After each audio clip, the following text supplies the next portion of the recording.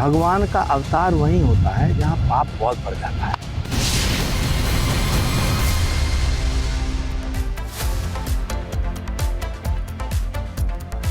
संभल में पाप और क्या अब कल्कि अवतार।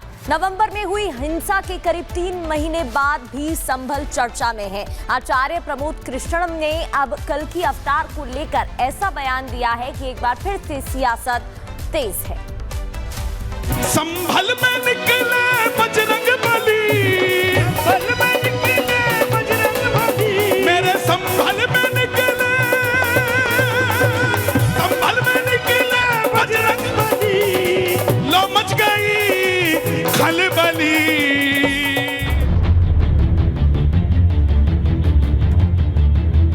हिंदू धर्म ग्रंथों में कहा गया है कि जब जब धरती पे पाप बढ़ता है, भगवान विष्णु अवतार लेते हैं और पापियों का नाश करते हैं। क्योंकि आजादी के बाद से संभल में हिंदू पीड़ित रहा है। संभल में 1947 में हिंदुओं पर हमला होता है, एक व्यक्ति की मौत होती है। इसके बाद 1948 में फिर हिंदुओं पर हमले किए जाते हैं, 6 लोगों की जान जाती है। 1958 से 1962 तक हिंदुओं पर रुक रुक कर हमले होते रहते हैं। 1976 में ये हमले और बढ़ जाते हैं, जिसमें 5 लोग मारे जाते हैं।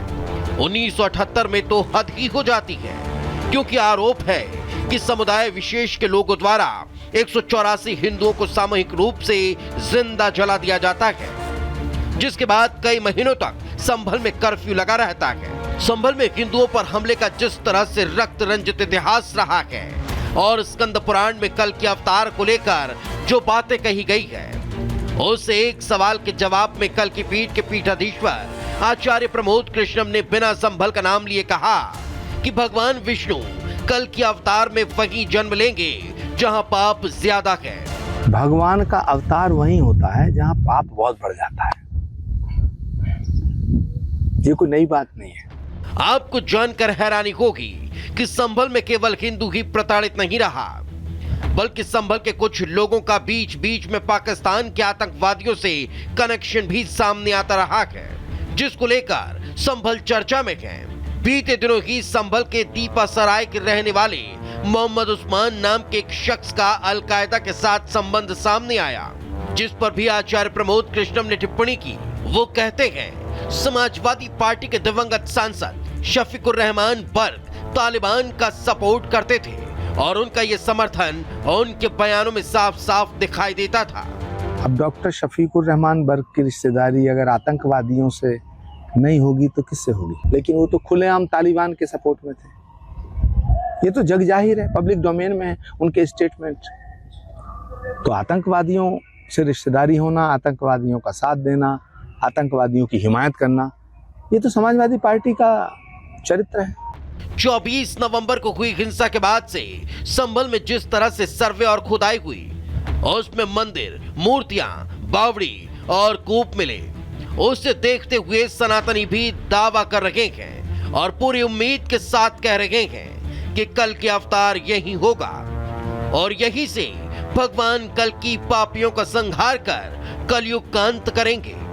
भगवान कब अवतार लेंगे ये तो कोई नहीं बता सकता, लेकिन एक बात तो तय है कि आने वाले कुछ समय तक संभल चर्चा में जरूर रहने वाला है।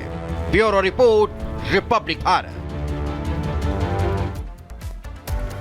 तो एक बाइक पर 2 से ज्यादा सवारी बैठने के कई वीडियो वायरल होते हुए आपने देखे होंगे, लेकिन एक 4 सीटर ऑटो में आपके अंदाजे से कितने लोग बैठ सकते हैं? मुश्किल से 5 या 6 लोग।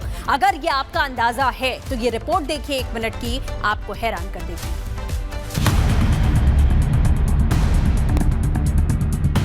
उत्तर प्रदेश के झांसी का ये वीडियो सोशल मीडिया पर तेजी से वायरल हो रहा है। इस वीडियो में देखिए सड़क किनारे खड़ा ये ऑटो जो सवारियों से ठसाठस भरा है, लेकिन यकीन मानिए जैसे जैसे आप आगे की तस्वीरें देखेंगे, ये ऑटो किसी जादुई पिटारे से कम नजर नहीं आएगा। ऑटो से उतरती इन सवारियों को देखिए, कैसे एक एक कर लोग उतर रहे हैं। आप गिनती शुरू कर दीजिए। 1, 2, 3, 4, 5, 6, 7, 8, 9, 10, 11, 12, 13। चौंकिए नहीं, ऑटो में 13 सवारी देखकर आप हैरान हैं।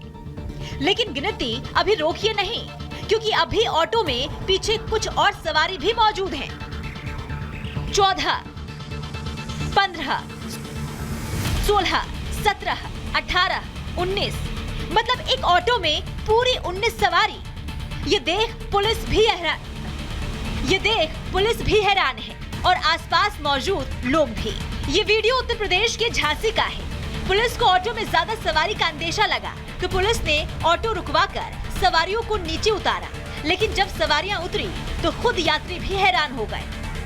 फिलहाल पुलिस ऑटो ड्राइवर समेत सवारियों को भी थाने ले गई। वही ये वीडियो सोशल मीडिया पर तेजी से वायरल हो रहा है। Bureau report, Republic Bharat.